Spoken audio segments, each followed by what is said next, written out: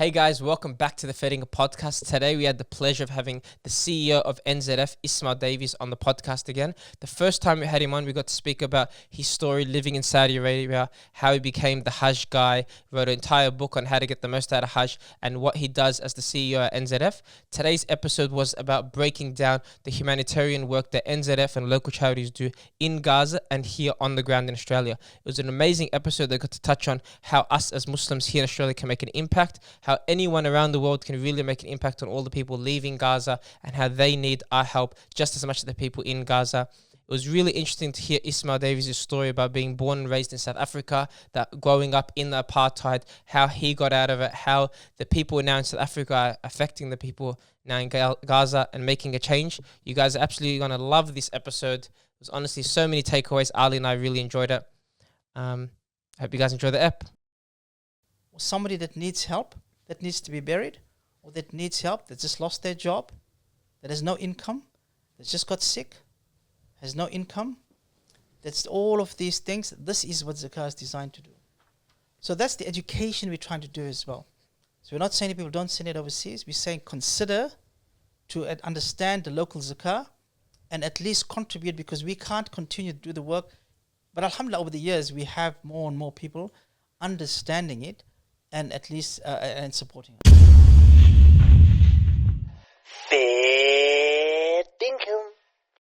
I think that would be the best way to start. I think just how active of a role is your position at NZF with everything that's happening with Gaza? Why are you focusing on local work? How's your position at the moment? Bismillahirrahmanirrahim, alhamdulillah.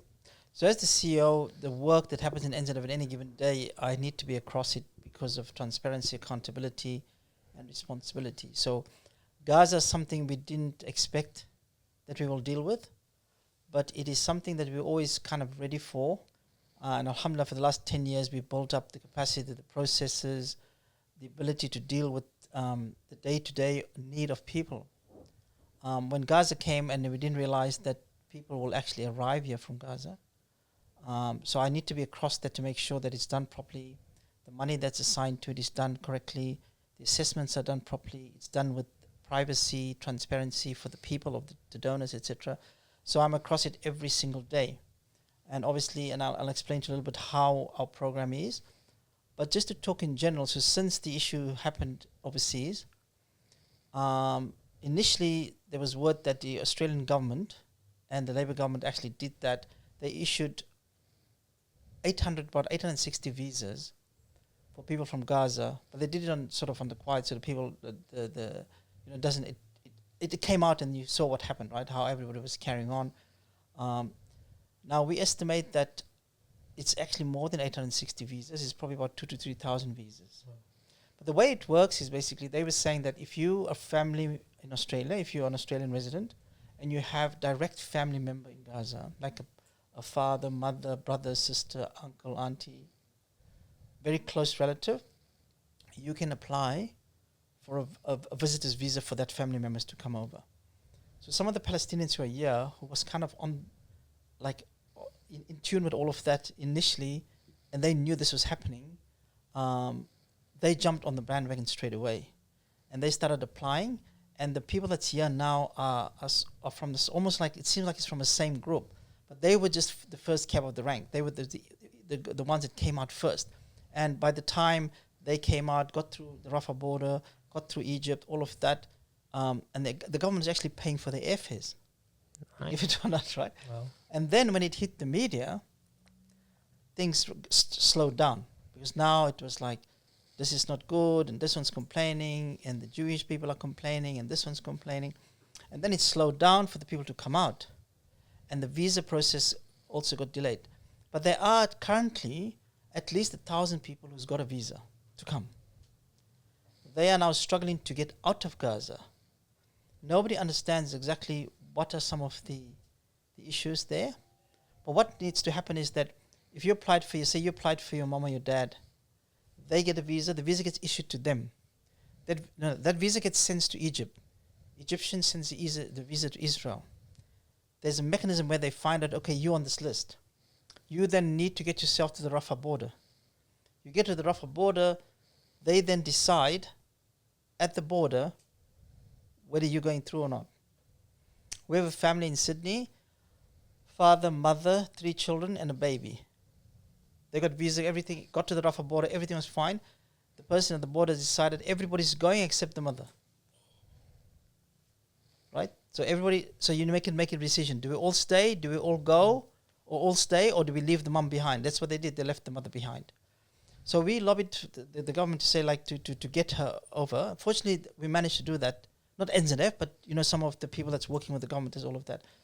So then we heard from many people that's coming now that there's people taking bribes to get people across the border. So now when you turn up there, people need to pay money to somebody to even let them through. And the government has now stopped paying for the airfares. So I'll talk to you now about numbers, about how many people we think is here already. It's less than 100% less than 300. But so there's still another 500 or so or more to come. Waiting. They were approved. They're approved. Because I met someone today. I went to a cafe. It's a Palestinian-owned cafe, and they said the same thing. They said the owner, his parents, our mum, and all of his siblings were accepted, and they're at the Rafah border. And they said we just can't get them through. Yeah. And they just keep going like every single day or every single week. It's like, whoa, you would man. not believe the pain and the suffering. Forget, like, I'm not putting it now, like putting it in context of the people who are dying and all of that, right? So we're just talking now about the people that's trying to get out. So this is our emphasis. We're not saying it's better or worse, but the struggle that they go through. We had people arriving that hasn't had a shower or clean clothes or anything to eat for 2 weeks. And they were in Egypt. So even in Egypt, once they get to Egypt, there's nobody taking care of them in Egypt where like somebody's put in the hotel, allow them to eat or get a shower, right? So we are talking to some of the national charities that work in Australia, whatever. Set up base in Egypt. Do something in Egypt, and at least help them once they're over, and then get them out. It's just hard. Everybody's just struggling to even make sense of what's going on in that part of it. Besides the actual work in Gaza itself. Yeah, I think even because if you come and you assist the people that come to Australia, there might be British citizens, American citizens, Canadian citizens who also have the green light to go back or their loved ones to go back. But then in Egypt, they need this care. Yes. Because their countries 100%. might not have an NZF or another organisation who's going to help them when they get to Canada or America or any of these So irrespective countries. of what we say about Australia, Australia is currently, as far as I know, is the only country that has allowed non-citizens or PR people to come out of Gaza. So the Canadians are all Canadians. The British are all British who's lived in Gaza. But the 800 that's coming to Australia are not related to Australia at all. They just have relatives in Australia. So they're coming on a visitor's visa subclass 860. And that means that you can't work, you can't do anything. It's like somebody coming, you're inviting a visitor to come over to Australia, and they have no rights of anything. And the visa is only for 1 year. And I think that's also to do with politics, where the government wanted to show that, look, they're only coming on a visitor's visa, don't worry, it's not permanent, and they're not going to have anything and all of that type of stuff. By the way, the Ukrainians came on the same visas. When they allowed all the Ukrainians, they came on the same visas. But the things that's moving on with them, it's just like they've changed. Some of them's changed their visas and stuff. So people talk about what are we going to do with the Palestinians 1 year from now. We're saying, look, guys, let us not worry about what's going to happen in 6 months, 1 year. This thing is changing daily. Let us make sure we understand and deal with the fire right now. Let's put out this fire and help the people who's in the fire to basically just get them on their feet and get them working, get them out, get them in a safe place. Okay. And so how do you guys help the people that arrive here? The 300 that did arrive, do they just contact NZF and you help out by providing housing, food? Because like you said, they have close to nothing when they come here. So when the people arrive here, so when we come back to what we do as an organization, we the National Zakat Foundation, this is where, like if you say a lot of people come here to Australia and we need to send them to a masjid, it's easy. You just send them all off to a masjid and to go and pray as an example. This is where the pillar of Islam, of Zakah, is so misunderstood. That in every country there should be a place where people can go for their zakah. Right? There should be an organization or a place where people can say, okay, these people are coming, they need their zakah eligible, go over here, go over there, go over there. That is the principle of it, right? But obviously, over time, every time we have a catastrophe or an emergency, we're running around like headless chooks. Everybody's trying to do this. What are we going to do with this one? What are we going to do with that one? Why this one? So there's many people helping. There's more people helping than there's people coming almost, right? Now, we don't want to do it all by ourselves, but we're trying to say that Allah warns us in the Quran and tells us in the Quran that unity and collaboration is a key to success in anything you do. So if you want barakah and blessing in things you do, always try to work as a unified source, right? So currently, when we said, okay, this is happening, people started reaching out to us, what can we do?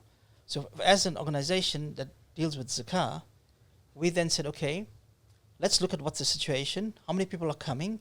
We then worked out that we should give the people a settlement allowance. So people have come, they will give them some money, some zakah money for them to settle, get themselves settled in, and then we'll give them a monthly allowance to help them with their ongoing living.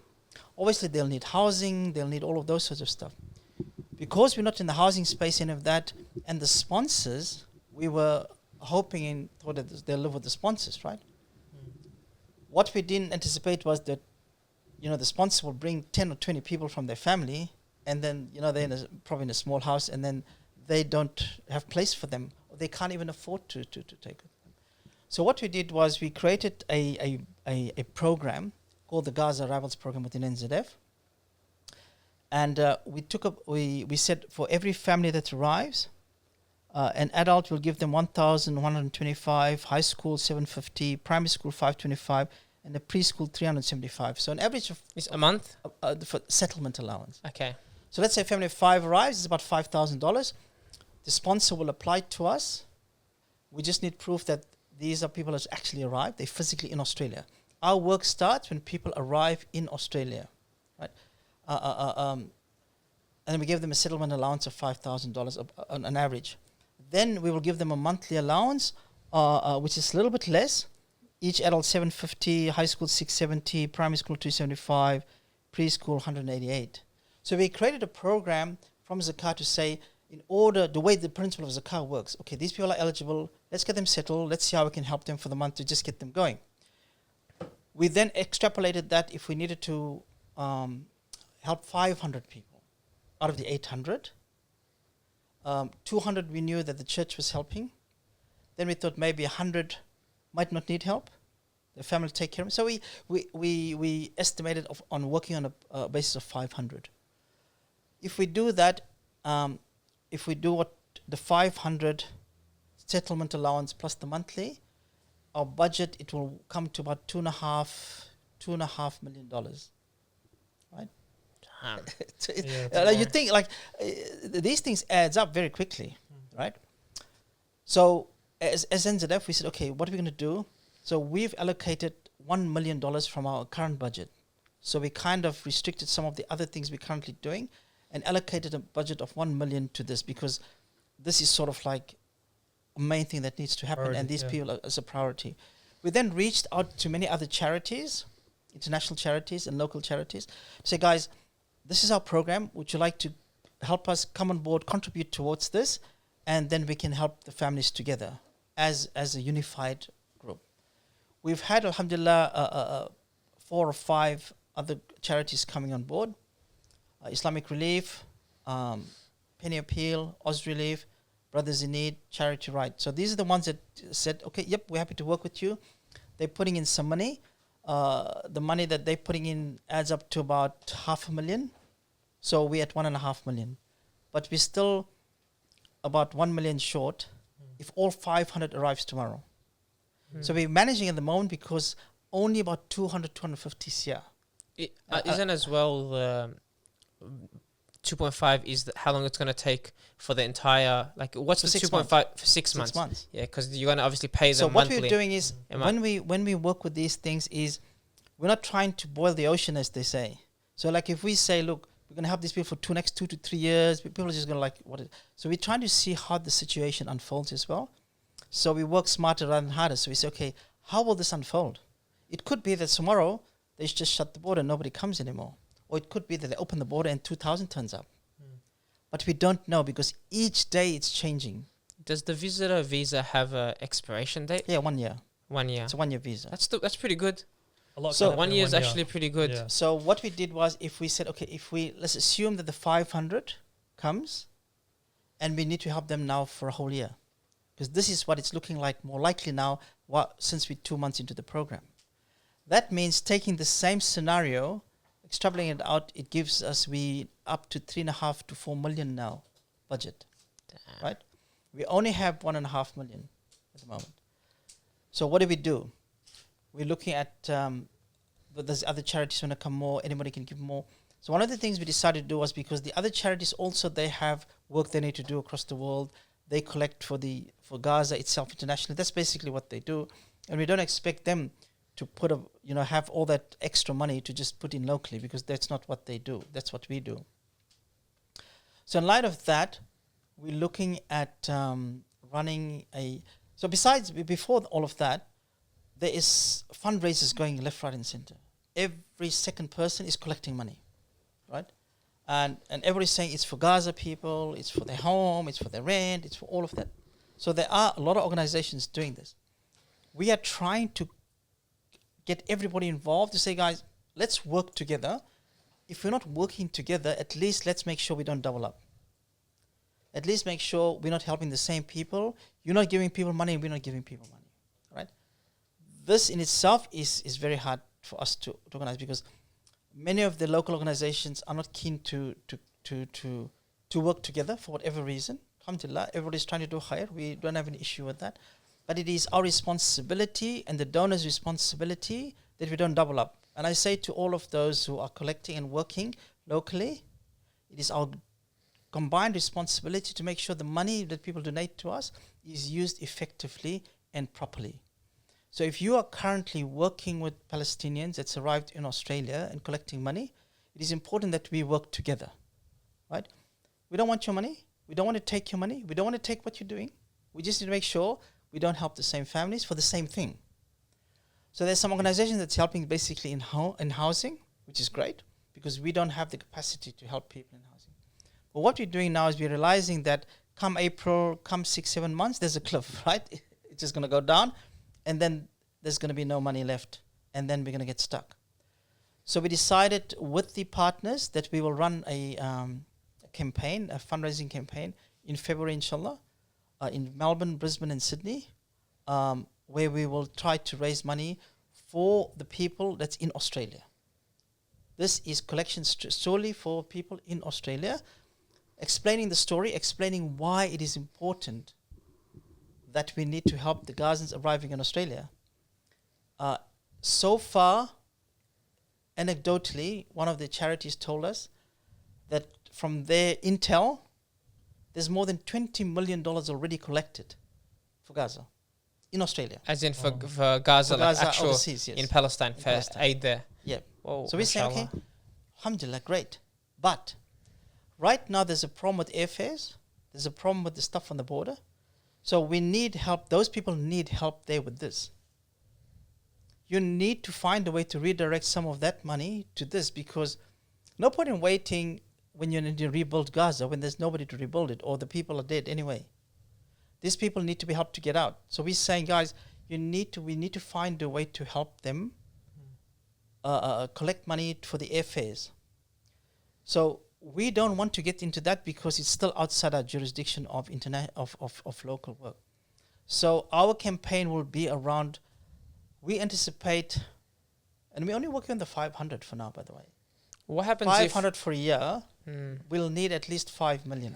How's it been this far? Like, how have the 500 or like the people How many of the come? 500 a year? Yeah, and how has it come, like per week or per month? Has So it been all at once? No.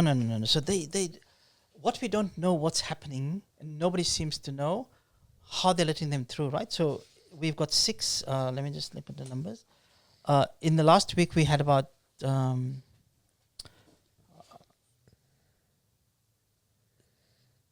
we have had 30 new arrivals in the last week, right?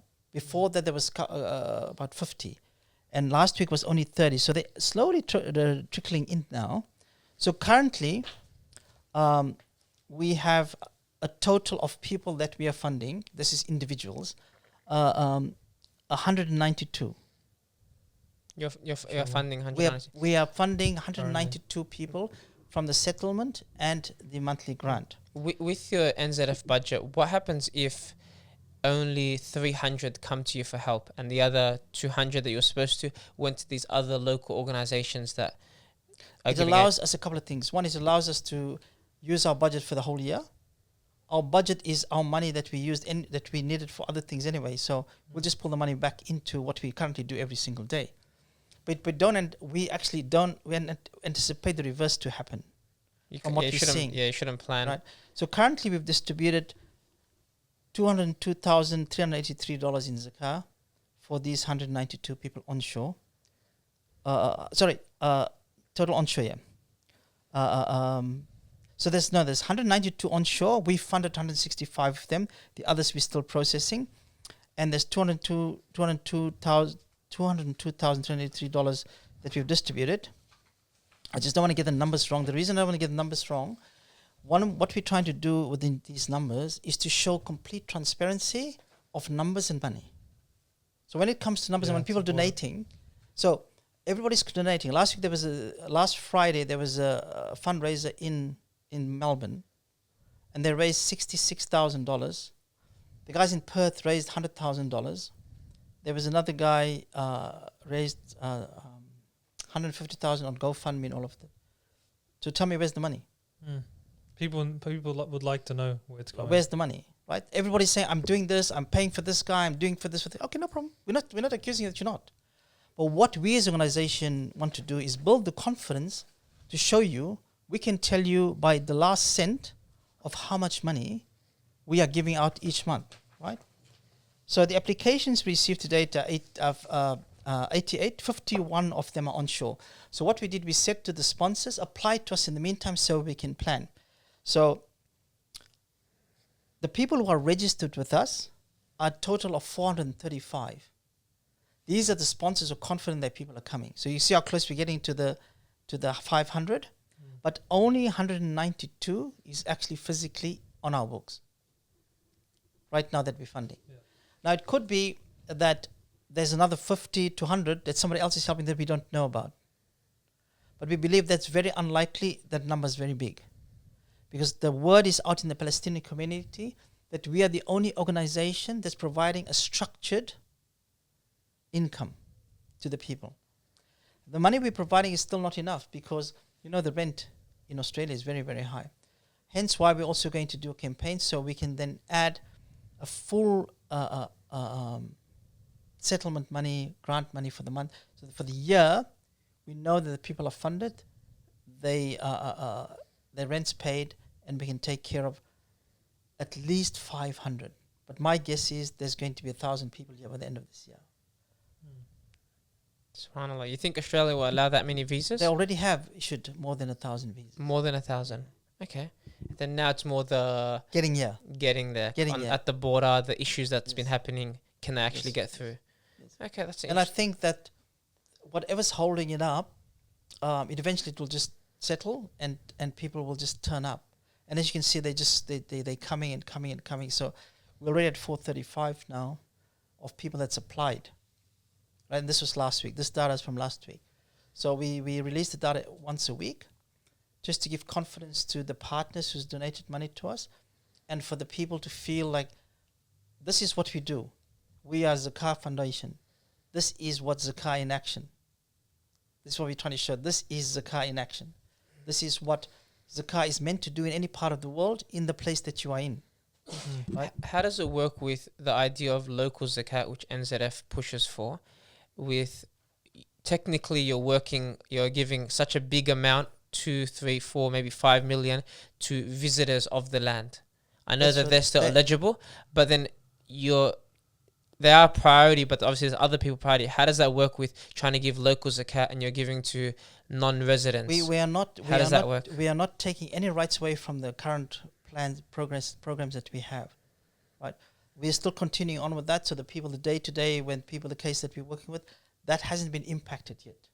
And we hope, inshallah, with Ramadan coming up, that will not get impacted, because that is our priority. That's our work. But once the people are here, it doesn't matter. You can't now differentiate because, you're from overseas, because the wayfarer is a category of zakah, right?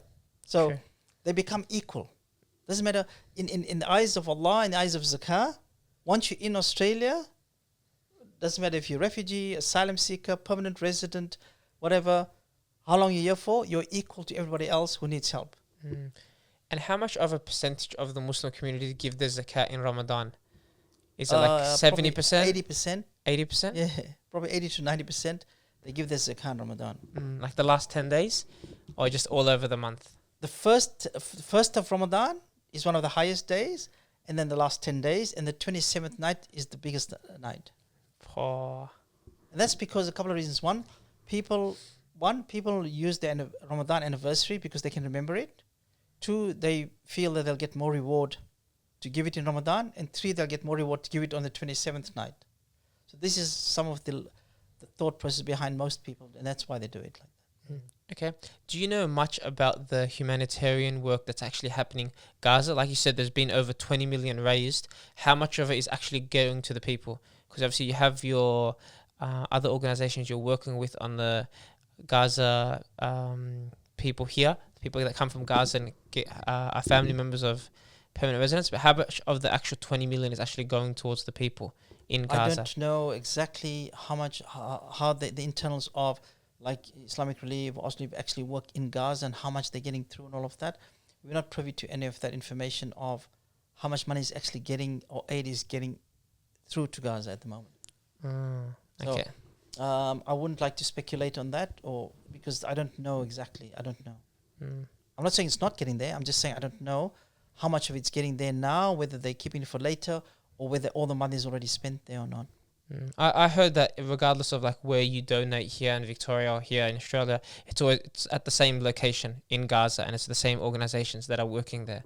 Like even if your local mosque is raising money, they still have to send it to the same organization who's organizing everything. I'm not sure how it works in Gaza.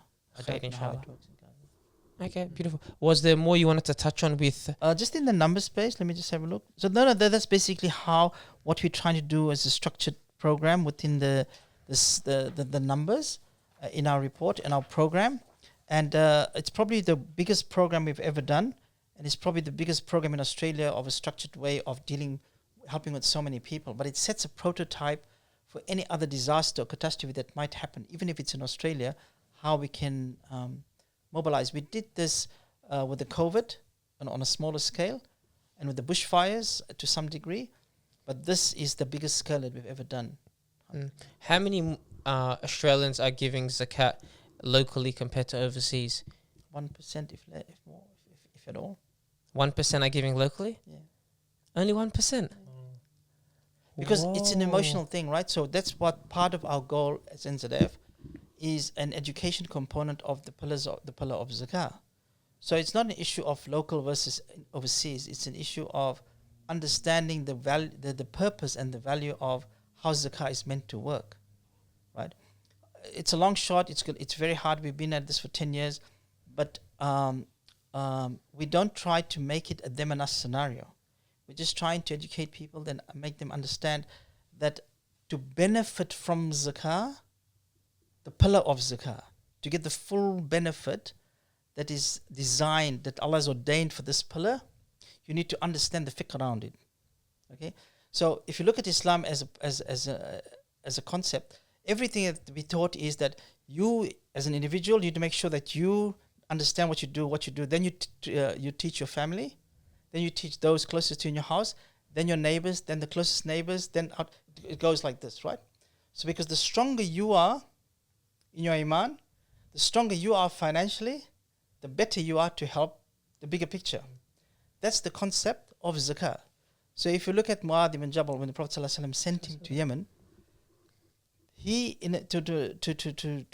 not take too long on the story, Mu'adh, in the space of 10 years, if that, he managed to implement the pillar of zakah to disbelievers, and he sent all the zakah back to Medina after a while. which means Zakat implemented correctly can take a community from basically disbelief to one of the most prosperous communities in 10 years. In less than 10 years. So what we're saying is for communities to understand, is it local, is it this, it's not, that's not the issue. It is not about who's poorer or who's needier. There's always going to be somebody poorer. There's always going to be somebody needier. That's not the design of the pillar. The design is whose right is it? So the right of the pillar, the zakah is firstly your zakah. The first person who has the right to your zakah is your family, immediate family members, not for those you're responsible for. So you can't give zakah to your wife, you can't give to your children, you can't generally give to your parents. But like if your brother's struggling, your brother's eligible, they have the most first right. And then secondly, after that, it is who's physically closest to you, physically, in your location. So it means you strengthen your community first. So they have the first right to your zakah. Which means, if a family from Gaza moves in next to you next week, they have first right to your zakah. Not by NZF saying that. This is the fiqh of it. Nobody can argue that. Right? Then obviously helping the people overseas. If we're a strong community, we get to a point where we don't need zakah here, then it's fine to send all the money overseas. But what we're saying is people need to understand that as an organization, and the help that we do, we've distributed over 19 million of zakah in the last 10 years. We've helped over 22,000 individuals. So if those numbers don't tell you that there's a need, then what will? The Telstra ad says, you don't need the best network until you need it. Right? Yeah. You won't need NZF until you need us. Until it's your child, your mother, your wife, or somebody that needs help, that needs to be buried, or that needs help, that just lost their job, that has no income, that just got sick, has no income. That's all of these things. This is what zakah is designed to do. So that's the education we're trying to do as well. So we're not saying to people don't send it overseas. We're saying consider to understand the local zakah and at least contribute, because we can't continue to do the work. But alhamdulillah, over the years, we have more and more people understanding it and at least and supporting us. I think it's, at least from what I've seen with people, you have seen a lot more, but a lot of times people have the mindset with sadaqah or zakat, it's like the idea of like cost of feeding families in certain countries is different. It's like I get to feed 30 people in one country for $30, like $1, per family. Or another place you feed 30 families for $100. People are like, oh, let me try to feed more with less. And so which mosque do you attend? Me now? Yeah. PGCC. PGCC. Why did they build PGCC? How much it cost to build it? How much is the rent? All right. Why do you go there? You go pray there, right? So ask anybody in PGCC why they built it and how much rent they're paying. Let's say they're paying $2,000 a month rent, or it cost them $20,000, $100,000, $200,000 to build, right? How many mosques in Africa can you build for that? For the rent you pay at that masjid, how many mosques can you build in Africa for that? How relevant is it? Is it relevant? No, because you need to pray there. You live in Australia. You need to pray at PGCC. You need to have a mosque. Nobody's asking you how much a mosque in Africa is when it comes to salah. The pillar of zakah is the same. It doesn't matter how many people you can feed in Africa or in India or in Bangladesh. You still have to feed the people in Australia. Even if it costs 10 times more, that's irrelevant. So you can't, for the Muslims, you need to make them understand. It doesn't mean that my $10 can feed 10 people there, I'm going to get more reward. Whose right is it? Whose right is it? And if it's your uncle, your cousin, your children that's hungry, it doesn't matter how much it's going to cost to feed them. So people need to understand that it is the right of the zakah recipient. So people say there's no need for zakah in Australia. And you ask the person, how many categories of zakah are there? They won't know. Say, okay, I'll tell you, there's 8. Do you know the 8? Give me 3 of the 8. They can't tell you. So why would you say there's no need when you don't know who's supposed to get it? Then I'll ask, is the orphan a category of zakah? Yes, it is. They say, no, it's not. The orphan is not a category of zakah. The orphan is eligible for zakah if they're eligible. But you get rich orphans. And then if I want to even be more controversial, is feeding the poor a category of zakah? No, it's not. Helping the poor is a category of zakah, but feeding them is not. You have to give them the money so they can feed themselves. That is the fundamental principle of it, right? So feeding and stuff is not zakatable. It's not a zakat issue. But helping the poor, feeding them, housing them, all of this is zakah. You can use zakah to do that. So it's playing on words, but it's trying to get the point where we need to understand the exchange rate. It's like people they go traveling, right? And they go to a place where things are expensive or cheap, and they're constantly worrying, like, say, I'm paying 30 Australian dollars for a burger. Why do you travel? You know, you can't live like your life where you're constantly comparing things, because it's never going to be the same. And this is how Allah's designed it. That's why even if you look at simply, we have a solar calendar, right? Not a solar calendar, a lunar calendar, which means that everybody around the world, the Muslims, will experience Ramadan, Hajj at a different time in seasons. So we always have different varieties of things. So coming back to the point of, it is my $10 will feed 10 people a year versus one person in Australia. That's not how we should think. That's not how we should think. Because the one person in Australia, it's his right to be fed. But this is just how much it costs to feed him. I think that can kind of come back to ourselves, like thinking, what am I like getting out of it? Trying to get like personal benefit, like getting more value out of your money. But then I guess it's the intention shift where, you know, not focusing on yourself. But are you getting more value out of your money? That's the thing though, because we're looking at digits. You're looking at digits. You need to understand the fiqh of it, right? So you might think from a digital point or a money point of view, I'm getting more value out of my money. But as I'm saying, you might feed 10 people here, but the person, your neighbor who needs to be fed, you'll be asked about. And I keep on saying to people, Allah is not going to ask us about the people in Gaza. Allah will not ask us about this. It's not our job. We have nothing to do with the people in Gaza. It's not our responsibility. We have nothing to do with it. So we will not be asked about what happened to the people in Gaza. We will not be asked about, if somebody sends me another WhatsApp to say, Allah will ask you about not forwarding this WhatsApp, you know, I'll try and track him down, you know. Because like, where's Allah going to ask me about a WhatsApp I didn't forward? Right? Let's get real, guys. But Allah will ask you about the people who came to Australia and didn't get their right. That's what you will be asked about. And people need to know, where are the people living? Where are they? Are they being cared for? Are they being supported? Because that is what we will be accountable for. That's what the education we're trying to make.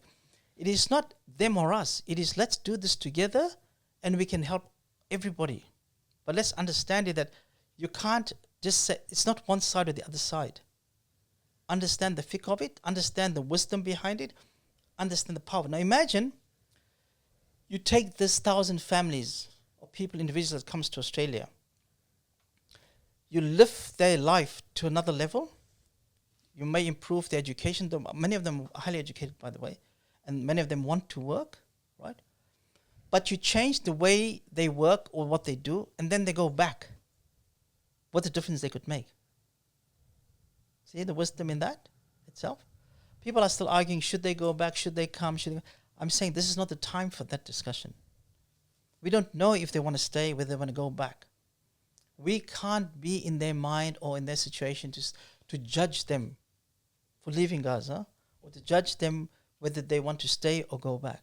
We will never be able to do that because you're not in that situation. Similarly to South Africa, you know, people talk about apartheid, people talk about how it was. You can never appreciate it or fully understand it unless you lived it. That's why if we talk about our beautiful South Africans now, who's becoming flavor of the month, and now everybody's a South African, right? Because you ask, okay, why is it that South Africa did that? It's because they were the closest to identify and resonate with what the Palestinians are going through. No other country in the world is close enough to understand this, you know, the apartheid system in Palestine. So you visited, right?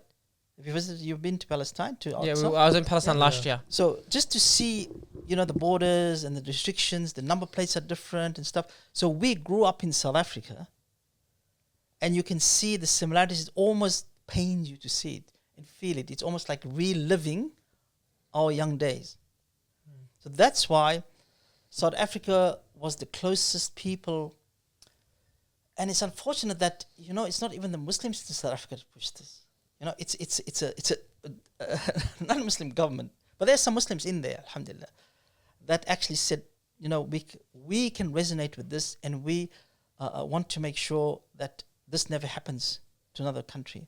And also the Palestinians did support South Africa during the apartheid years. So that's part of the reason why they felt we need to help now. And alhamdulillah, great for them. They had a lot to risk to do that. And fortunately for them, in a way, they don't get much aid from those who are trying to stop them from doing it. Because all the countries that couldn't say anything are all on the list of aid for people. So it's very hard for people to lose their aid, because that's how it's done these days. I think that's the mindset as well. It's like, how far would you let the situation in Gaza go until you also take action? And then if South Africa early on is like, we don't want the same thing to happen to us again.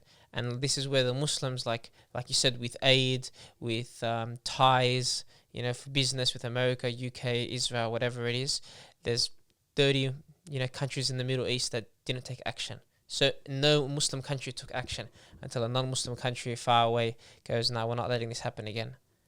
It comes down to the hadith of the Prophet ﷺ, and many of the khutbahs talked about this, where Prophet ﷺ said there's going to come a time when the people are going to get together and invite each other to take from your take you, like they're inviting others to come and eat. Like there's a plate of food and we say, okay guys, come and eat. Prophet ﷺ, there'll come a time and this is what they'll do to the Muslims. This is what they're doing. I mean, everybody's just inviting everybody, come guys, let's go, let's do whatever.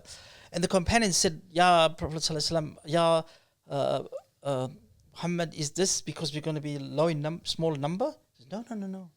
You'll be big in number, but you'll be like as effective as the foam of the wave, the foam that comes when the water runs, the waves come. That's how effective you'll be. Allah will remove the fear of you from the hearts of the disbelievers. So Allah, they will not be afraid of you. You can see that today. Yeah. They're not afraid of anybody. And two, and the reason is because of wahan. So I said, Ya Prophet ﷺ, what is wahan? He said, the love for the deen, for the dunya, and the fear of dying. So these are the two reasons. You can see it today. So everybody that's not able to say anything or do anything is for dunya, protecting dunya. It's protecting their seat, protecting whatever they're protecting. So nobody will step in. Everybody has their reasons, stuff like this. So it's very, very hard. We just didn't realize we will live in the time to see this hadith in action. It's true, especially with maybe like even 30 years ago, like the Gulf countries, they weren't known as wealthy countries. They didn't have the oil known to be some of the richest countries that didn't have that wealth. They were better ones 30, 40 years ago. We can see the pictures. And we would think they don't have the same amount of power and stuff. These countries supply most of the oil in the world. They have the power to say, we'll increase the price, we'll give restrictions to certain countries. And they sometimes have like... their threats are meaningless. Like they'll threaten and say, we'll stop. And then a week later, they're like, yeah, we'll give in. So the thing is, everybody gets upset because the Middle East not doing anything, these guys are not doing anything and stuff like this. But this is politics, right? This is the world as it is. What we need to look at is the picture of, when we used to be younger, your age, we used to like to attend classes where we learn of the signs of Qiyamah, right? And then you get excited, you get like, and the Prophet ﷺ said, there'll come a time. And there's a hadith that says, there'll come a time. What we didn't realize is that come a time is now. There's no more there'll come a time. We are living in there'll come a time. What we didn't prepare for is that we will live that time. The hadith category is now from da'if to sahih to real time, right? Yeah. We're actually living the hadith. So you can't still argue, is it sahih or you see it, you see it in front of us, right? And so there's so many examples of that. The other thing is that the beauty about what we have here is that Allah is exposing and showing so many aspects of things people, belief.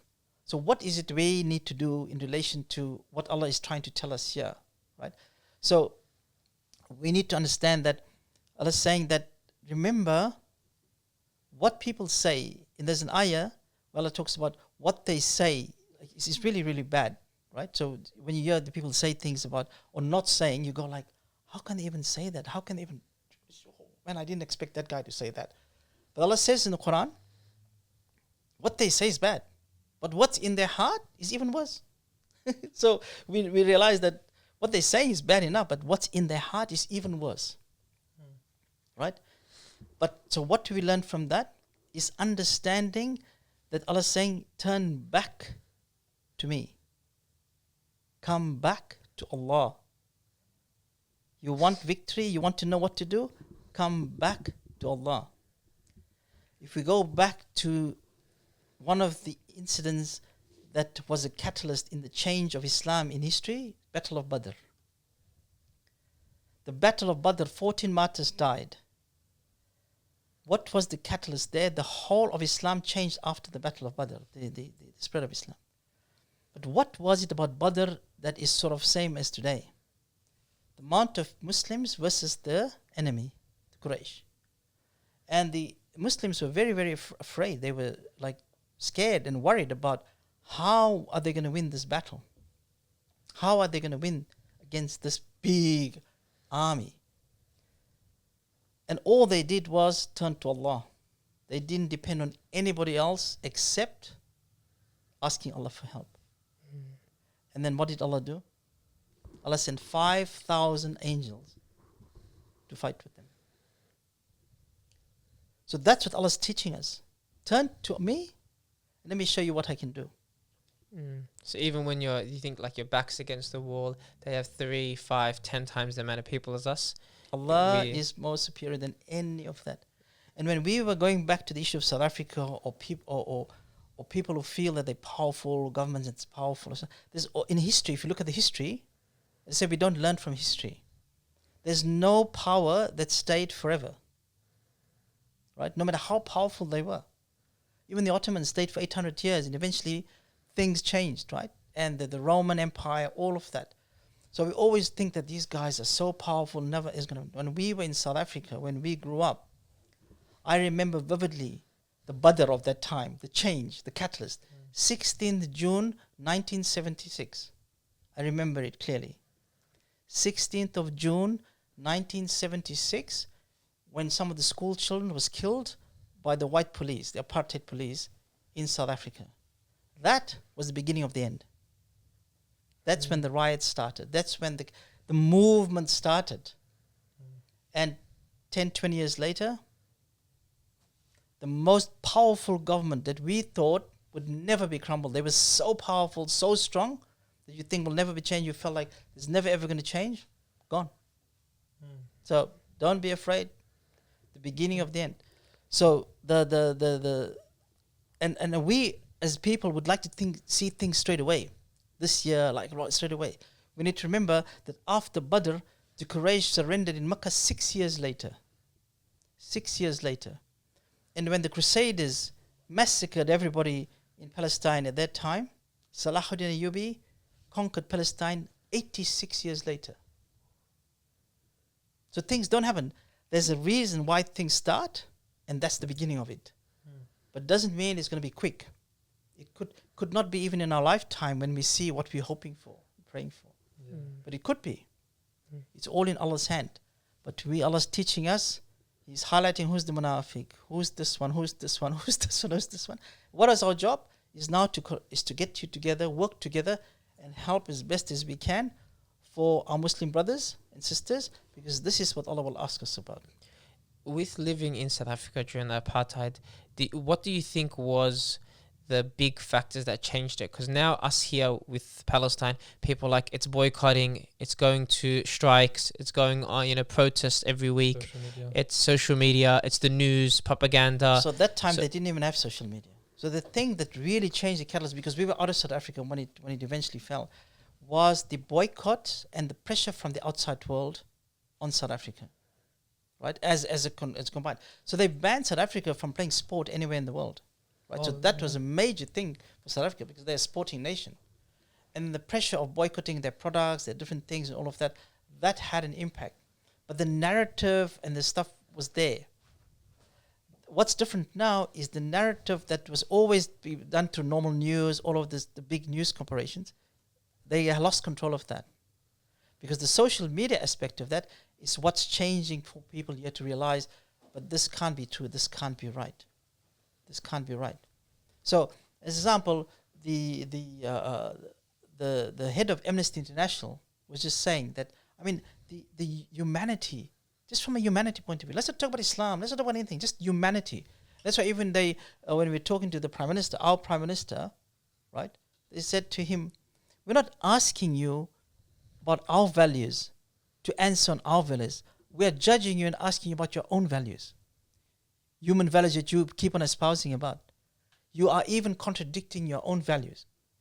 And then the head of Amnesty International said, how is it possible that you can sit here and say and argue the Ukrainian issue when the Palestine issue is exactly the same? And you're showing that your contradiction in support and so the thing. It's pure hypocrisy. 100% hypocrisy. And it's gone to a point where people are starting to see through the lies. Yeah. So Allah's exposing it. Allah's opening it for us to see. The thing is, what you need to what's really, really painful is that anything when it comes to justice or anything, like you got the International Court of Justice, democracy, and all of this, they have all of these things, and you go, oh, these are beautiful values to have, value of humanity, all of that. But there's one catalyst for that. One is that if you're Muslim, it's a different rule. You look at the world. Anywhere when it comes to Islam, like in Australia, they treat animals better, right? Like if you kill your dog tomorrow, right, in the street, whatever, you get arrested, right? But if you like this guy's put a bomb under this guy's car, that a Palestinian flag, nobody talks about it, right? Yeah, not as much. You know, the lady that was hit to a hijab in Parramatta in Sydney, it's not an issue because they treat us like we're not human, like we're not human. It's unfortunate. Yeah. But that's just the way it is. And they're controlling the narrative. I'm seeing on social media that's like the Muslims against whichever party you want to say what's going on, where they don't realize, like in Gaza, how many Christians are there and in the history there. And that's where they can change the narrative, where people don't understand Muslims. They're like, oh, you know, I don't have any Muslim friends, so I'm not really like connected to that religion, so I don't really, you know, have an opinion. But then when you start learning, oh, Bethlehem's in Palestine, and that these old churches are being destroyed and they're being attacked as well, it starts changing the narrative that it's just human beings that are being attacked, not just Muslims, just humans, and especially kids. I look at this as our Badr. Nothing will ever be the same again after this. From politics, the setup, the discussions, the people, UN, United Nations, America, all of the people espousing issues about democracy, human rights, and all of that. They've basically shown that it's only when it suits them. Only when it suits them. So some of the other countries like China, Russia, they can basically, we can do whatever we want. You guys are just talking about it. We are the bad guys when it suits you. But now you're the bad guys. Right? So unfortunately, we didn't realize we're going to live in this environment. We are living in this environment. A lot of people are upset. Even I was talking to some friends of ours from Canada, and people are leaving Canada because of Canada's stance with this, like similar to Australia. They want to go somewhere where they feel like they can, feel like comfortable of the position of the place. I guess the only place you can go now is South Africa to some degree, right? But inside South Africa, there's also big difference of how people see it. But now, if you feel like, okay, let me go to a place where I know they're supporting the Palestinians 100%, it's probably South Africa at the moment, right? But Australia is one of the only countries also allowing people in.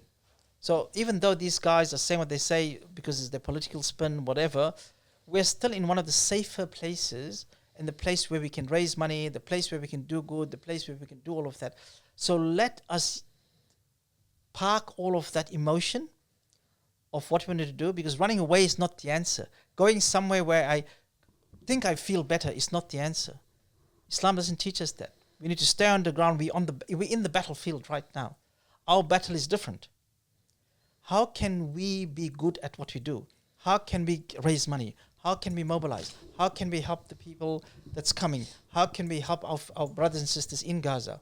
We have the capacity to do all of that, especially in a country where we are able to talk, even though they're trying to restrict that. But when they restrict freedom of speech, or when they restrict speech, they basically, you can still say what you need to say, because that's how Islam teaches you. What they're saying is nothing unusual, because what they're saying is that don't create disharmony by talking about killing others or hurting others. But Islam doesn't teach you that. I can still tell you the same story without contravening the law, but I can tell you the message. Now, we're still in a place where it's safe enough to do that. Maybe 10 years from now, it might not be. So let's capitalize now while we have all of those freedoms, while we have the capacity financially to help, and we still have the masajids and the different places where there's freedom to move, freedom to go to the mosque. There's many places that doesn't have that. You know, people are putting on the news there that, oh, you can't collect money in Saudi, the mosques can't do this and stuff like this. And they're getting all nervous because they're not. It's been like that for 20 years. It's not like it didn't happen yesterday. It's just been like that for 20 years. They stopped collecting money in the masjids and stuff to control the movement of money. You know, like so that people can't, you know, support things that they didn't want to support. So it's always been there. It's not something new. Right? But we get excited and we want to criticize the Middle East. I'm not saying they're doing the right thing, whatever. But let's take that energy and utilize it for good, of how we can actually utilize it internally. Let's advocate locally. Yeah. Let's advocate to our local guys. Let's advocate to the Prime Minister. Let's continuously push the advocacy so that we are strong in Australia for your generation, your kids, to live and you have a voice. You know, in South Africa, even though it might sound great, but the Muslims don't even have a voice in South Africa, so to speak. They don't have a strong voice. They have a strong voice in halal food, but nothing in the political sphere. Nothing else that is there.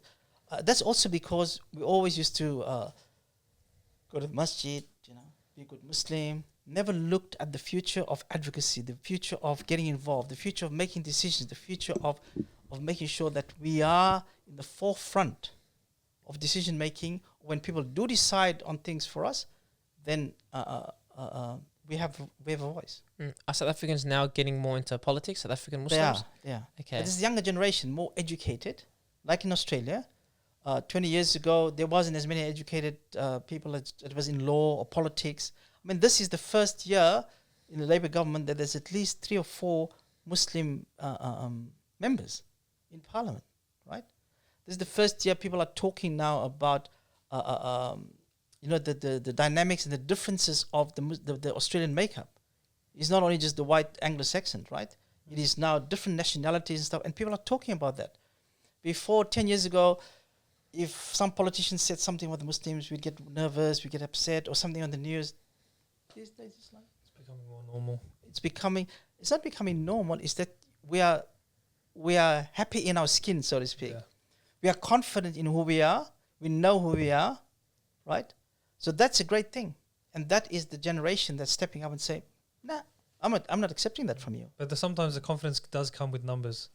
Yeah, numbers helps it as well. Yeah, numbers helps it as well. But there's more and more of the Muslim youth and the people that are going into law, that's going into medicine. Like many times you see in the hospital, how many Muslims are in those hospitals? Before, you never used to see that.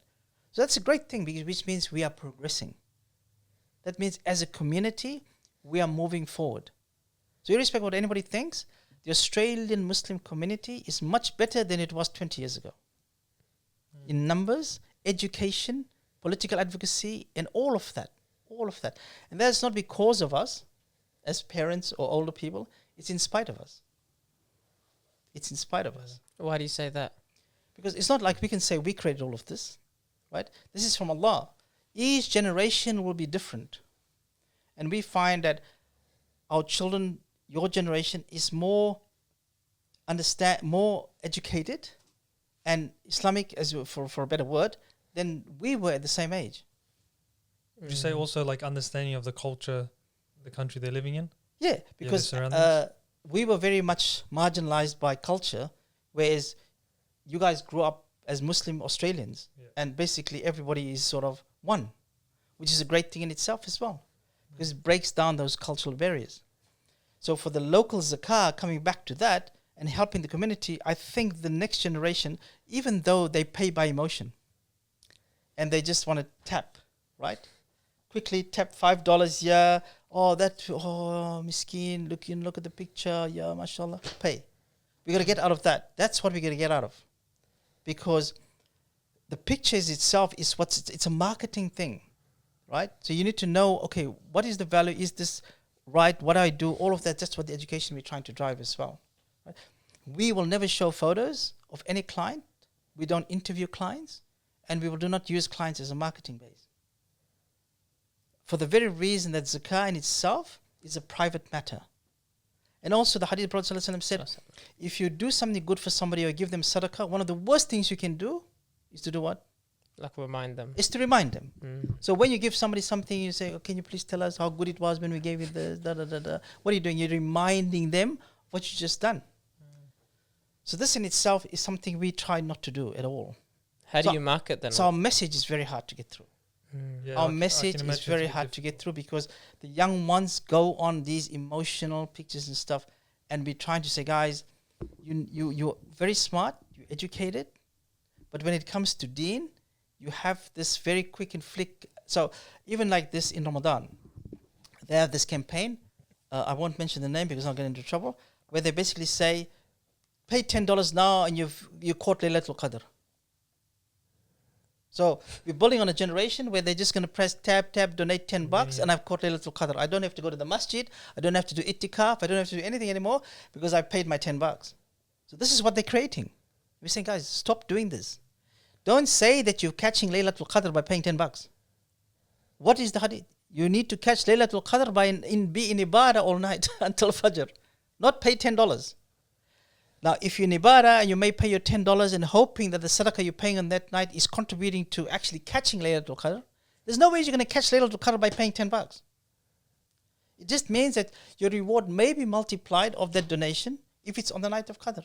But you actually catching Laylatul Qadr, the reward of Laylatul Qadr, is another matter. It's a whole different thing you need to do.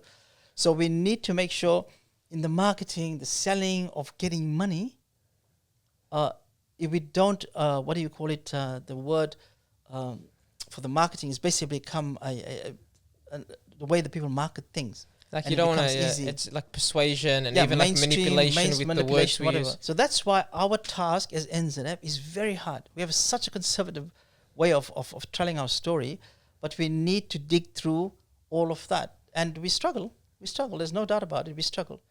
But we don't want to change that.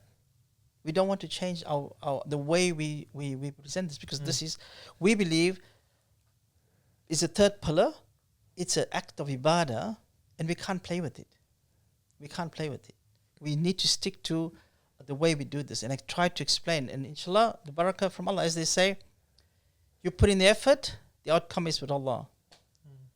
So that's what we do.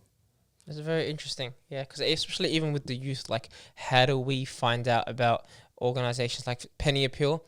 People would see them on Instagram, and then Islamic Relief or MATW, it's all like these pictures and these videos about who they're helping, and they'll show the orphans, they'll show it, and that's really how people build a connection. Like, oh, MATW is doing this, mashallah, they're doing really good work, I want to support them. But then if you don't have those pictures and it's like a paragraph of helping people, it's like, oh, are they really doing it? And that's a hard thing. Yeah, so I met there was a person, we were in Perth the other day, and we were having a conversation at the dinner table, and there was a sister there who was we were talking about the exact thing, and she said exactly that to me. She didn't know I was the CEO of NZF, by the way. She said, you know what, I supported this charity because of, I saw what they're doing and I can see where the money's going, unlike the guys from NZF, they never show you where they're going. And she said it, right? And everyone around the table was like, oh, and they wanted to cut it quickly before she continues on. And then they thought, okay, they leave it. So, and then I said to her, okay, so I'm the CEO of NZF, and she didn't know where to put her head. I said, okay, now why didn't you trust us? She said, because I can't see where your money is going. I said, if you choose to see it, you will see it. But it is a layer down for you to really go in the numbers, whatever. But showing you that person that we just gave the food to, or that Gaza family that just come, we won't do that. We can't do that because of the way what the pillar is designed to do and the privacy and all of those issues, right? And then she said, oh, yeah. And I said to her, sister, you need to think about what you do. Paying money just like that without considering what you're doing, you haven't fulfilled your rights. She said, no, but I did consider. I said, no, but when you considered not giving to NZF, that was a conscious decision you made. So that means you did think about it. You did think about it. You did think, I'm not giving these guys. It's a conscious decision you made. But now, the way you paid, do you know what it is? I'm not sure. I can't even remember who I paid it to. Whatever. I said, see? Exactly.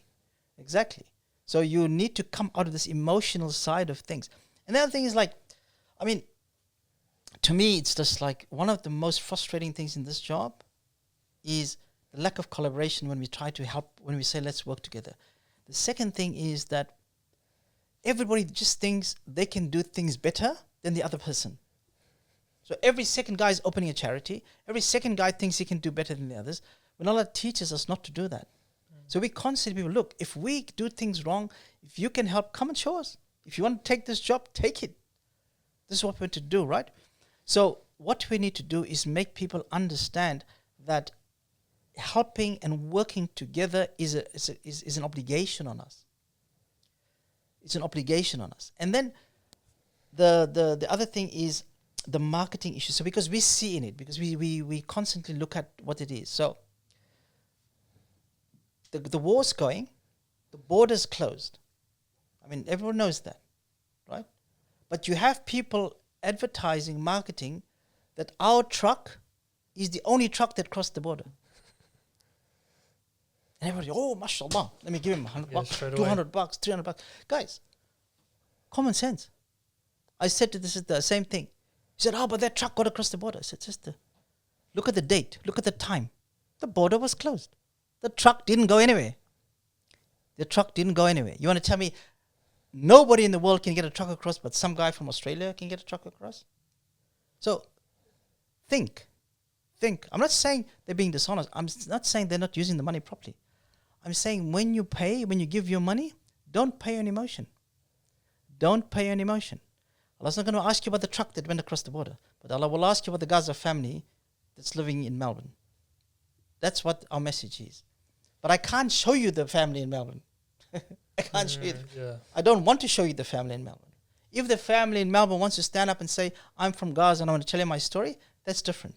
Have you had that before? Yeah, we have a family that's happy to speak and say, but we are reluctant to even show them because it again goes against our principles of marketing. We have, and I tell you the beauty of Zakat. So there's 2 or 3 families that refuse to talk to anybody. They just would not let anybody. So we're trying to see if they want to see the counselors. So they go, what's counseling, guys? Right? But we know they're suffering from trauma, right? And we said we'll send a Palestinian sisters to you guys just to check how you're doing, what help you need. So we're just trying to get this human element to them. No, they didn't want to meet anybody. So we said, okay, we will send our caseworker to come and talk to you. They said, yeah, okay. I said, yeah. So when they went, they asked them, why did you allow us to meet you and see how you're doing? And then they said, because we know you come from a place of deen. It's Islam that you provide. It's Islam that's helping you provide what you're giving me. It's not from anywhere. There's from no other intention except zakah is from Allah. And that's why we feel confident and trustworthy that we can talk to you.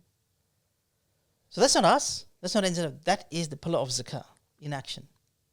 SubhanAllah. Can you give us a story, like you don't have to mention the other organizations, but just for other people, because there's a lot of people that have ideas like us starting something in the community and they try to collaborate with other Muslim organizations and they go through these obstacles. You know, it is a tough thing to do, you know, especially with people maybe wanting their name to be a bit more prominent, like they're running the program or something like that. Can you give us a story of something that happened to you when you went to an organization and they said no to you, or anything that come to mind? Yeah, plenty every day. This is our life. So basically, it comes down to, firstly, people always want that their organization, kudos for them. They're the one doing that. So when I teach my team, when we talk about it, and one of the hardest things to do in this work is to stay sincere to the work, to stay sincere to your intention. If you're sincere to your intention, what you want to do, then the organization or whatever doesn't matter. That's secondary to anything. So even tomorrow, if they say, look, we're going to run a fundraiser for whatever, and nobody's name is going to be there, do you think anybody's going to come on board? No. But if we're all sincere about what we're supposed to do, this is to help people, this is for Allah's sake, we shouldn't be bothered. We should all just be there and say, this is for Allah's sake.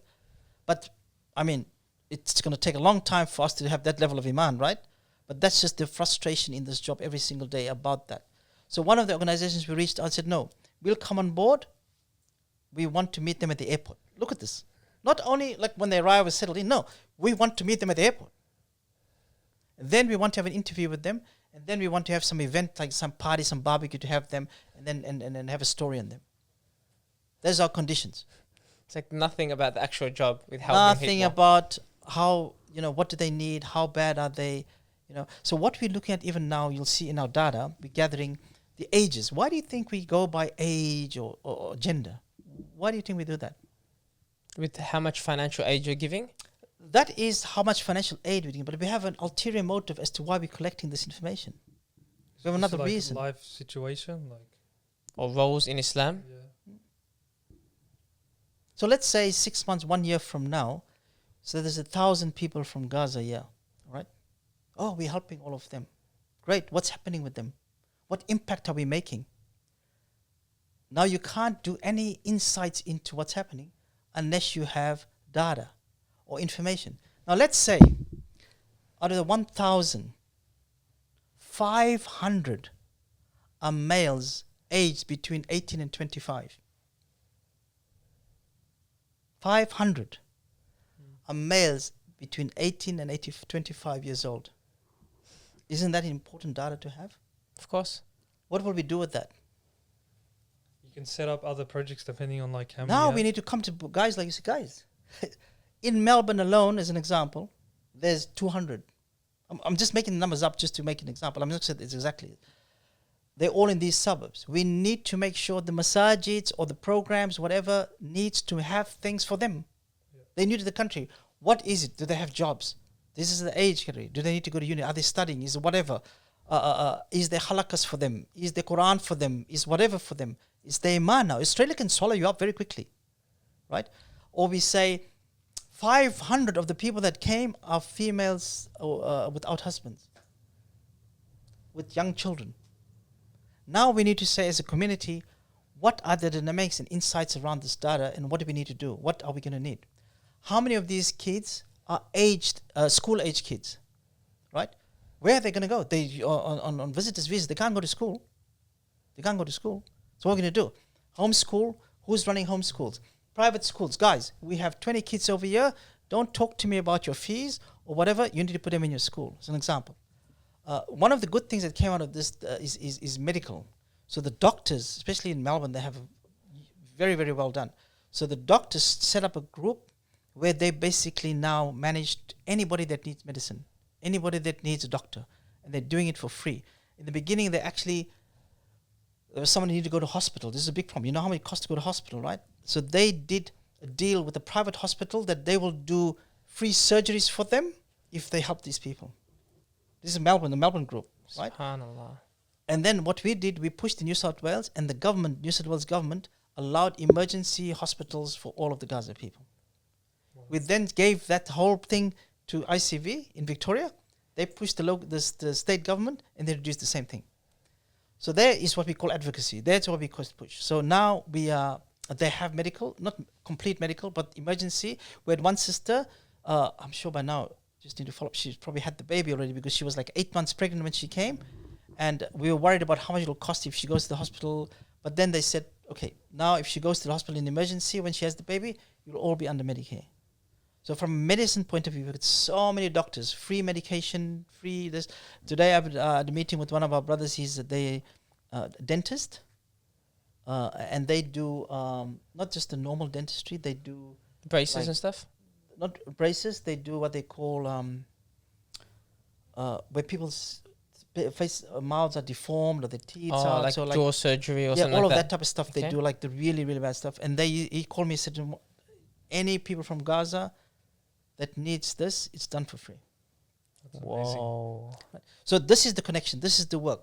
So we're working with some of the psychologists, Psych Central in Sydney, and we said to them, this has to be for free. So all the services we currently provide with our service partners are for free for the people from Gaza. All the ancillary services, right? So the stuff that needs to be paid for is housing, food, all of that type of stuff. But all of the other ancillary services are all done for free by our Muslim brothers and sisters who's in that field. So you adjust accordingly to the individuals that come, priority in terms of opportunities. Do you know all this detailed information before they even come? No. So only once they come, they set foot? So we don't stress them out about too much stuff. Yeah. We get them settled in. We get them feel at home. They suffer a great deal of trauma. Just noise scares them. Just noise. Like, sometime the one family was saying that, I don't know about in Melbourne, in Sydney, every now and then the helicopters, are going, they're looking for some guy who stole a car or something. And then the family they heard the helicopters and they just freaked out. Man. Right? So the even trauma. even the idea, I remember on New Year's, like fireworks. Yeah. Like you can Yeah, imagine the just fireworks, yeah. like thinking about the sound, those Yep. type of sounds. Yes. It's so normal for us, but then for them, Yep, 100%. traumatic. One brother was that mentioned to us, he's Palestinian. He married a girl from Palestine. This was before all of this. So he married a girl from Gaza, and she came to Australia. He said it took her 5 years to feel comfortable to go out of the house. That was before all of this drama, just from the trauma of stuff. The way they're tough people, by the way, but you can only be so tough. The mind, you can only take so much. And especially you are tough in the scenario, like normally through war, people are like, you don't have a choice. You need to push Yeah. through. But then when you come and there's no issues, then you're like, whoa, is this how I'm supposed to live? And then everything you have to just readjust and One more story I rewire. just heard yesterday was that they put this family into one of the houses in Sydney, and there's Australians around them, and the family was really, really stressed out, panicking. They're gonna kill us. They're gonna kill us. These are like white people next to us. They're gonna no. This is no, calm down. This is normal. This is And even if the people that come from Gaza come here and then go to maybe the Jewish areas or something like that, they might even freak out even more. Be worse, yeah, definitely. Oh, may Allah make it easy for them. I mean, Was there anything you wanted to touch on before we wrap up the episode? No. No, oh, not yet. No, alhamdulillah. I think we'll wrap it up there. We got to touch on so much about the situation for the people in Gaza, the people here. We got to touch on what's happening in South Africa. Was there any last things you wanted to maybe bring up before we? no, just a big jazakallah khairan to you guys, and for all of the people who are supporting us and helping us with this. We make dua that Allah accepts it from all of us and write it in our book of deeds of Qiyamah, and all the partners, and there's still a lot of work to be done.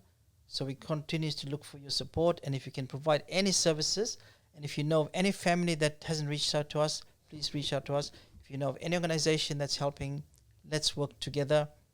We will not take any of your work, we will not take any of your money, we will not take any of your kudos or your branding, whatever. We just need to make sure that we give benefit to the donors so that the money is used in the most effective way. Beautiful. Looks like everyone here has a job to do. Either share the episodes, share the information that was spread today. I hope you guys enjoyed the episode. We'll see you next week.